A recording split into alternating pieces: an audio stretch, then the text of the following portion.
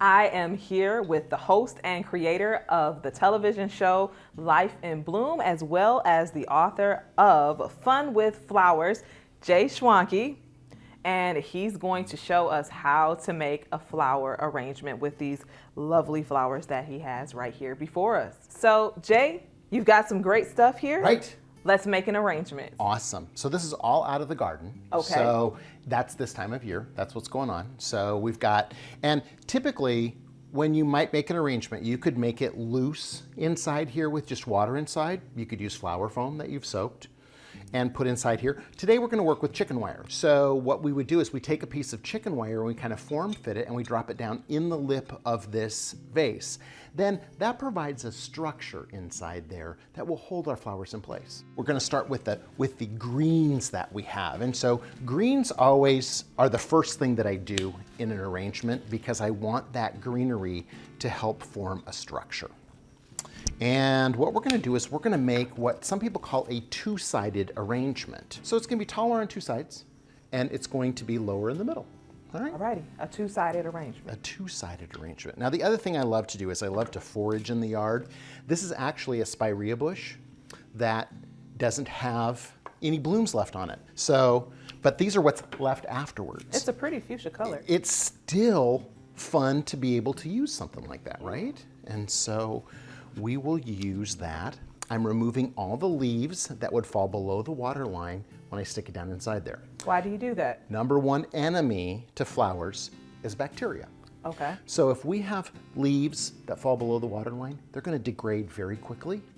And so that will cause bacteria in the water, which is going to shorten the base life of our flowers. If we remove it, then we got clean stems going down inside our water, and so it will remain cleaner longer.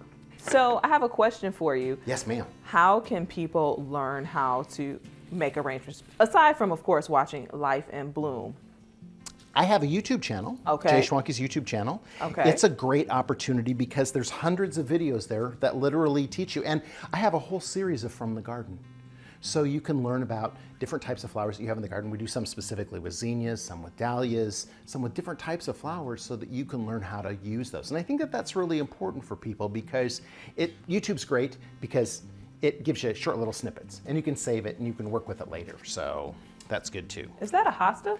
It is a hosta leaf. Okay. Okay, so one of my favorites from the garden because it gives us a really big grounding point for our arrangement right here. And having that guy up there, it's going to give us a visual spot for our eye to rest. Okay. I smell something. It smells really good. Does it smell like pineapples? This is pineapple sage. Oh, that smells great. Right? So I love pineapple sage. It's variegated, has those beautiful little blooms on it. So now we're going to use some of our zinnias and these beautiful little black-eyed Susans. One of my favorites because it makes us happy, right? I love the colors. Those flowers make us happy. The orange and the fuchsia. Yeah. Oh, the green one is beautiful. Isn't it true, right? Oh, Here. wow. Oh, thanks. Look, I mean, isn't it pretty? Green are one of my favorites because they are so, they're unexpected. I think people are like, oh, Yeah. where's that flower? Where did that flower come from? Is Right. that a green flower? Right, right. How in the world did we come up with a green flower? We've got to get this one in here. I love it. We're going to use two of these other softer green first. Okay. And remember, we're following this two-sided arrangement. So we've got it up here, and then it's going to get lower and tighter in here. There are so many people who will teach you how to do flower arranging. And I think that that's an important concept about it, but I also think that you should find something that you really love, a method that you love with the flowers, and start to create that direction. Because when you do that, you're going to continue to have a good feeling about what you're doing and you're going to like what you're done. And so the other thing I always encourage people to is if you don't like where something goes, you can move it. You make us feel so good, Jay, about arranging flowers and believing in ourselves. You can have fun with it and make it what you want. It's the power of flowers. You're so right.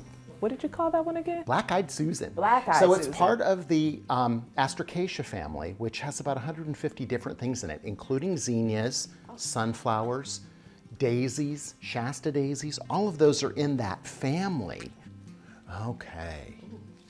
So now I've saved a couple of special things for last. Okay, right? like what? So we have a piece of phlox. Okay. that looks like that. And that piece of phlox, I love these because they smell really good, if you want to smell. Sure. Oh yeah, it's really Right? fragrant. It is. It's and phlox, late summer bloomer. Okay. Okay. We're gonna put him in last probably. Okay. Then we have a spider, a laciniated dahlia. Okay. Laciniated. Laciniated, which means that as these petals come out, they're gonna look like they were shredded on the end. So they're like lace, right? And that's gonna be our focal flower. We're gonna put it right down here in the center of our bouquet, like nice and low. And then we've got this other little guy. And this is a collarette type of dahlia, which is also looks like a daisy. So the interesting thing about dahlias is there's thousands of species of dahlias. Jay, you make this look so easy. I think that's very interesting because people say that to me a lot. And I think it's simply practice. I think I've made maybe thousands, if not millions, of flower arrangements because I make a flower arrangement every single day. Every day. And that's just a way of practicing. So everyone can make it look this easy. You're gonna find things that work, you're gonna find things that don't work. And so our listeners and our viewers can do that too. If you take the time to enjoy the process and feel the release of those endorphins. Because people say to me all the time, I felt so good while I was making the arrangement. Exactly. That's the power of the flowers. That's what they do. That's how they help us create a flower lifestyle. Jay, thank you so much for inviting me into your home. Thank you for coming. Absolutely. And for showing us how to make a wonderful flower arrangement, this two-sided flower arrangement, and talking about the benefits of flowers and how we can keep those flowers going every day, every season here in Michigan. Thank you so, so much.